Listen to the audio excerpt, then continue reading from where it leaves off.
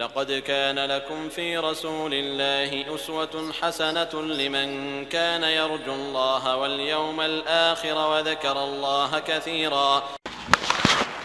بسم الله الرحمن الرحيم. الحمد لله والصلاة والسلام على رسول الله نبينا محمد وعلى آله وصحبه وسلم. أما بعد. عن أنس بن مالك رضي الله عنه قال دخل رسول الله صلى الله عليه وسلم المسجد فإذا حبل ممدود بين الساريتين.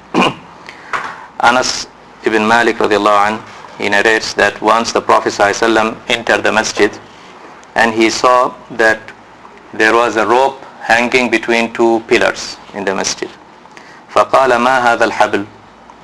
Why this rope is here?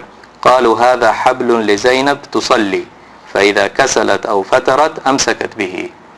So he was informed that this rope was made or was hung because Zainab radiallahu anha, she used to pray, and when she gets very tired for praying for a long time, she just hangs herself as a support with this rope so that she can continue praying. So upon hearing this, Prophet ﷺ said, حُلُّوهُ لِيُصَلِّ أَحَدُكُمْ نَشَاطَهُ فَإِذَا كَسَلَ أَوْ فَتَرَ فَلْيَقْعُدْ. So immediately Prophet ﷺ instructed to say that remove this rope, untie this rope. Let one of you pray whenever he feels fresh. Okay? But when he feels tired, let him just sit down, discontinue this activity. This hadith is in Bukhari and Muslim.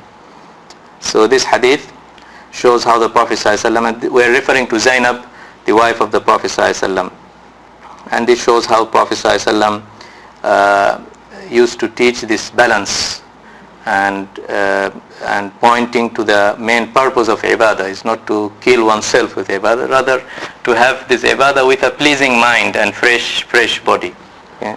It's not the matter of how many rak'at, it is more how attached you are while praying. So this is the things that Prophet ﷺ wanted to teach his wife Zainab radiallahu anha. Another hadith that also shows that how frequently Prophet ﷺ, not through khutbah or maw'idah, okay? Most often we will find that the teachings of the Prophet ﷺ was through real interactivity during the situation that happens during the day, instead of just giving a khutbah or something. It was integrated with the interactions of the Prophet ﷺ. This is a hadith in Tirmidhi, and Albani authenticated this hadith. Once upon a time there was this goat that was sacrificed and brought to the Prophet ﷺ's house, and the Prophet ﷺ asked Aisha radiallahu anha, ma baqiya minha. Okay. So after giving some sadaqah, the Prophet ﷺ used to give sadaqah out of this sacrificial animal, and Prophet ﷺ asked, what is left? قالت عائشة يا رسول الله ما بقي إلا كتفها. O Prophet ﷺ, only the shoulder is left with us. Okay. فقال صلى الله عليه وسلم كلها قد بقي إلا كتفها. Prophet ﷺ says that all of them are remaining except, so the Prophet ﷺ just mentioned that all of them are remaining except the shoulder, meaning that whatever a person gives as a sadaqah, okay, that is the one remaining actually, because you will get this on the day of judgment. But whatever you keep it to yourself, that is not remaining. Okay, it will vanish. You will not find the fruit of it. And Prophet ﷺ was referring to the ayah in Surah An-Nahl, مَا عِنْدَكُمْ يَنْفَدُ وَمَا عِنْدَ اللَّهِ بَاقٍ. Whatever you have with you, you possess it. Upon your death, this will vanish. Nothing will remain. But وَمَا عِنْدَ اللَّهِ بَاقٍ. Whatever you already gave as charity, as sadaqah, you will find it on the day of judgment. So you see how Prophet ﷺ taught this concept with an example. This is a very typical example of teaching by example that the Prophet ﷺ used to practice with his wives. Sallallahu alayhi wasallam. Another incident, again by Aisha radiallahu anha, قالت دعي رسول الله صلى الله عليه وسلم إلى جنازة صبي من الأنصار.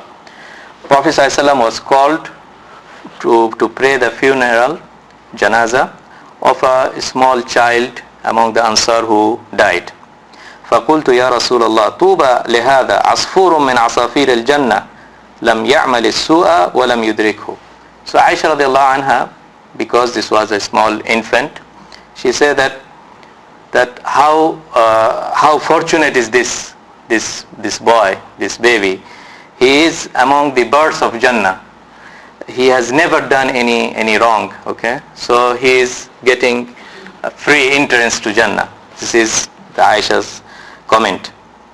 So the Prophet ﷺ, upon hearing this, he said, أَوَ غَيْرَ ذَلِكَ يَا عَائِشَةَ إِنَّ اللَّهَ خَلَقَ لِلْجَنَّةِ أَهْلًا خَلَقَهُمْ لَهَا وَهُمْ فِي أَصْلَابِ آبَائِهِمْ وَخَلَقَ لِلنَّارِ أَهْلًا خَلَقَهُمْ لَهَا وَهُمْ فِي أَصْلَابِ آبَائِهِمْ. Rawah Muslim. Prophet ﷺ said that, can't you say something other than this? Allah subhanahu wa ta'ala created Jannah and created its inhabitants while they were in the loins of their father, where they were not even born. Long time before that, these are predetermined. This is the dars in taqdir, qada wa qadar. And Allah subhanahu wa ta'ala has written everything even before the creation. وَخَلَقَ لِلنَّارِ أَهْلًا خَلَقَهُمْ لَهَا وَهُمْ فِي أَصْلَابِ آبَائِهِمْ. And Allah created hellfire and its inhabitants while those people were not even born. They were in the loins of their father. Imam Nawawi commented on this hadith, because Imam Nawawi has a famous commentary on Sahih Muslim, as Ibn Hajar has a famous commentary on Sahih Bukhari. So Imam Nawawi commented that it is a consensus among ulama that a Muslim baby who dies, he is considered among the people of Jannah. Okay, but the Prophet ﷺ wanted to teach Aisha the etiquettes of speaking even. Okay, not to get the habit of branding people that this is in Jannah, this is in Nar, because Allah subhanahu wa ta'ala knows. Allah subhanahu wa ta'ala knows the reality. So it is really important for us that even apparently if a person dies, you think he is a shaheed. Okay, you cannot just say that this is shaheed. You can say nahsabuhu kadhalik. We think inshallah, may Allah accept him, because the niyat and the things in the heart, nobody knows about it. Things is apparent to us. So this kind of teaching the Prophet ﷺ wanted to teach Aisha radiallahu anha. A couple of more hadith before I end. Again, this is an Aisha radiallahu anha قالت قال لي النبي صلى الله عليه وسلم يا عائشة عليك بتقوى الله عز وجل والرفق فإن الرفق لم يك في شيء قط إلا زانه وَلَمْ يُنْزَعْ مِنْ شَيْءٍ قَطُّ إِلَّا شَانَهُ. Once the Prophet ﷺ taught Aisha, saying that, "O Aisha, have taqwa of Allah and have rifq." Rifq is kindness, leniency, taking things easily while behaving with others. Okay, not be very harsh. All these things is a rifq. Because فَإِنَّ الرِّفْقَ لَمْ يَكُ فِي شَيْءٍ قَطْ إِلَّا زَانَهُ. That whenever you behave with this rifq, with kindness, with leniency, with easiness, in anything you will adorn that thing, you will beautify that thing when it is mixed with rifq. وَلَمْ يُنْزَعْ مِنْ شَيْءٍ قَطْ إِلَّا شَانَهُ. And whenever it is deprived from any of the transaction, any of the behavior, this kindness, it will become something ugly, shanahu. Okay, so Prophet ﷺ teaching Aisha that mix your transaction, daily transaction with the others, mix it with these two things, taqwa and this kindness. Okay,